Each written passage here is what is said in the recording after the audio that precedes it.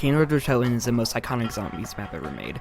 Well, maybe it could be Nocturne or Trance depending on who you ask. Or Moon if you lived in 2011. I'll be rating 6 different categories for this video. Wall weapons, wonder weapons, map design, visual, difficulty, and gameplay. I'm gonna go in whatever order I end up putting in the script. I would say what order, but I do not want to record this line again. I'm a huge ass perfectionist. The M14 is meh. Its usefulness depends on how good you are at dodging zombies. If you're really good, it could be used up to around 7 actually. Well, at least in solo. But I don't know about co-op. I don't carry that often in co-op.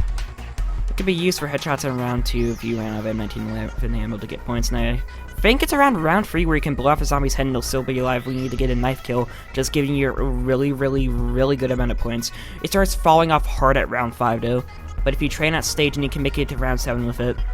Past that, you have better luck making peace negotiates with the zombies and actually killing them with this damn thing. Let's start with the wall weapons. For the starting room, there's 2 weapons, the M14 and the Olympia. Let's get that one out of the way first. The Olympia is a giant middle finger to the human race. Every time you buy it, the game should close and give you a route to the nearest therapist because this weapon is an abomination. And I can confidently say that anybody who buys this is mentally ill. I'm autistic and I'm smarter than the average Olympia user. It has 2 shots in the game out of 3, have to face off against hordes of zombies, and its reload time is a fucking abomination. A shotgun is supposed to be able to kill multiple targets with 1 shot, but no, this weapon will rarely kill more than 1 ever. I was not able to give footage of a multi-kill with this weapon. I'm not even joking. This weapon has horrible damage, and you will get absolutely no points using this, other than, 150. And I noticed, I rarely get 100 even though I aim for the head. It's horrible at getting points. That's bad. Waste of wood, metal, and gunpowder. There's no reason to get this over the M14 other than being funny. And also, to be fair, having Dragon's Breath is pretty cool. As you pack it at least. But carrying it all the way to pack, I salute you if you do that, honestly. So I'd rate a 7 out of 10. The MPO. No.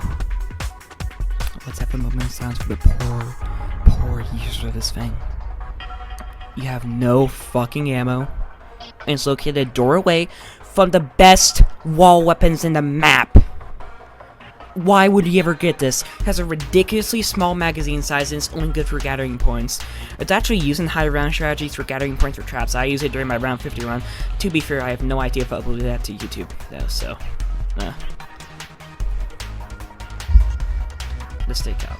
It's death, destroyer of worlds, and destroyer of dogs. This wall weapon can last the longest out of any of the wall weapons. It does surprisingly good damage in battery down to round 15 using the unpacked stakeout. Sure, it might not be the best for point gathering, but it damages a beauty to behold. It's what the Olympia wants to be. This has the advantage of one-shotting dogs too, and BO1 is incredibly useful considering that BO1 dogs are fed a mixture of oxycodone, ketamine, and pure ethanol. This might be a little biased because it's my favorite wall weapon though, so yeah. The MP40 is widely considered the best wall weapon, and it earned that title with a beautiful ammo count damage for days, and its only downside is the fire rate being so bad to the point that I'm led to believe that it's the ancestor of the Gorgon. Oh, and the horrendous horizontal recoil. There's nothing for vertical, but it just breaks your wrist from side to side. It's wonderful for point gathering, and it can last for a long time. So that makes up for it. Hell, this weapon was so OP that they actually wanted to make it a kill freaking multiplayer. The MP5K really fell from grace. I remember being used by cloakers when they aren't drop kicking you in the face to being a low ammo, low damage point maker located right after the room with the 2 best wall weapons in the map. Just bad all around, and its location does not help whatsoever. I see no reason to get this at all. It's just disappointing, honestly. I can't say much about this. It's just sad. And finally, after you open several doors and murder a few handfuls of zombies, you make it to the stage. And you get one of the best wall weapons, the M16. It has wonderful damage, no recoil, and a pretty good magazine size with 1 big drawback. The ammo count. It's just sad. Had the potential to be the best wall weapon in the map, but no! Dev just had to ruin it. It's one of my favorite weapons in BO1. They took it out back and shot in the face and pissed in its corpse. I'm still gonna use it despite the die ball game account. I absolutely love this thing. I forgot to get footage for the AK-74U, and I'm not gonna go back on Kino and record it. It's meh. It's a direct upgrade to the MP5K, and that's it. It's forgettable. It's also in the alley, which is usually the last door you open, and it's the most dangerous place in the entire map. so just not worth it to get it.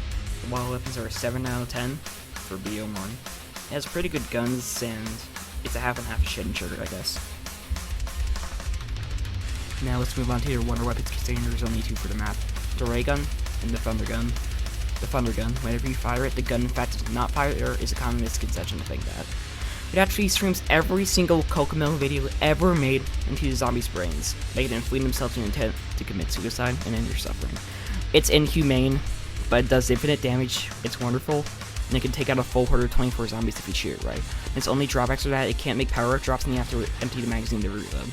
It was exclusive to this map until almost 6 years later in Revelations and BO3. The ray gun does 1000 damage per shot, and you for some reason get less damage if you directly shoot a zombie with it, if you just shot through with it. If you pack a punch it, there is basically no damage improvement, just ammo. This McDonald's having meal toys in basically every single zombies map is a classic. A classic that falls off in the 30s. It's still just nice to have the ray gun though. BO1 guns are shit, but the ray gun is really good. It's a pretty good weapon, not that much special about it though. It's about time that I started talking about the map design. The wonder weapons are a 7.5 out of 10.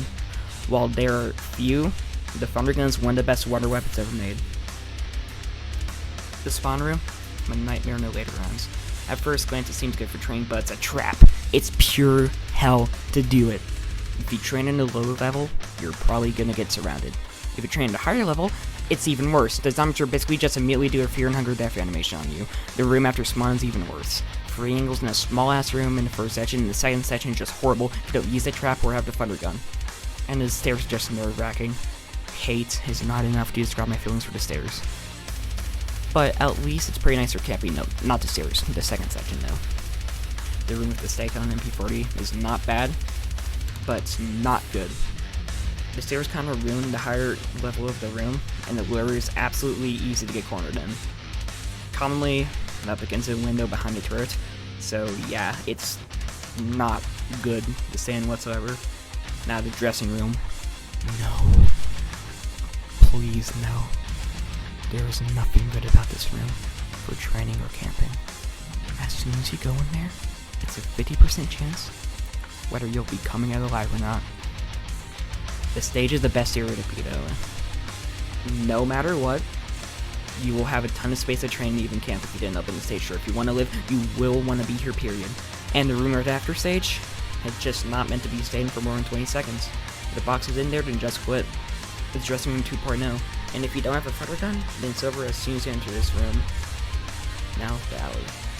2 angles to be swarmed at all times. It's narrow as hell, and like spawn, it's a trap. It looks decent to camp in, but it's just gonna get you killed. Trust me, it has happened to me. I've concluded it's absolute dog shit.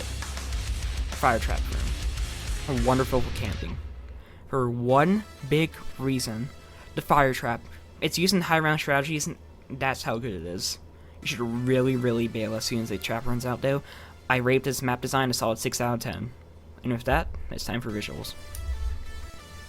The map's curves may be boring, but I like the setting.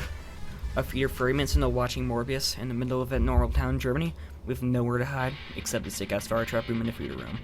Now the feeder room with almost one side being completely intact and frozen in time, and the other side being destroyed and burnt to the ground. This theme repeats for more than half the map, and I love it. It might not be the most terrifying map, but I love its aesthetics. 8 out of 10. Now, I think it's time for me to go into difficulty. The start is a race for the stage room because it's the only viable place to train, and once the dogs come, trust me, you do not want to be in a closed space. It's all fun and dandy until you get down and have to get all your perks back. It's nerve-wracking racing through the map, not being able to stop for a second due to almost all of the map being a death trap. Your only safe ends being the stage room, and maybe the fire truck room. And the Nova Crawlers exploding are annoying as hell to fight against. Now, normally, they are easy as hell to fight against, but you just have to aim down when firing at a horde. That's inconvenient. And you know, they fart and explode and deal good damage to you. It just, whoever made these needs to go. Period. Now, unlike the later zombies maps, you aren't sure if you'll actually survive the dog round as long as you don't have a wonder weapon or a shotgun. Difficulty is 6 out of 10 due to most of the difficulty coming from when you get downed. Alright then. The gameplay is a big Scooby-Doo chase most of the time, and a fun one at that. It's satisfying to juke the hordes and blast them away with a thunder gun. And while there's likely 2 camping spots, well, viable ones at least, it's a trainer's dream and a nightmare at the same time. When you have to get your perks back, you run the gauntlet. This map gives me heart palpitations, I hate it and I love it. The gameplay loop is a solid 8 out of 10. It's simple, but fun. Overall, Kino's a 7 out of 10. Nostalgia doesn't count. I absolutely love this map, and it's wonderful. It's one of the most beloved maps for a reason, but I'd rather review one of the maps if I'm going to be honest. Moon and Call of the Dead, they just kind of beat out Kino and everything.